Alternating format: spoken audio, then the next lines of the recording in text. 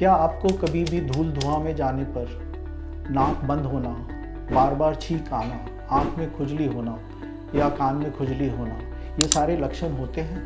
तो अगर ये लक्षण हैं तो अवश्य ये इंडिकेट करते हैं कि आपको एलर्जिक राइनाइटिस है। इसका एक सबसे आसान तरीका जिससे कि हम इसको कंट्रोल कर सकते हैं वो ये है कि इन सारे वातावरण में जाने के समय एक सिंपल सा मास्क लगाएं।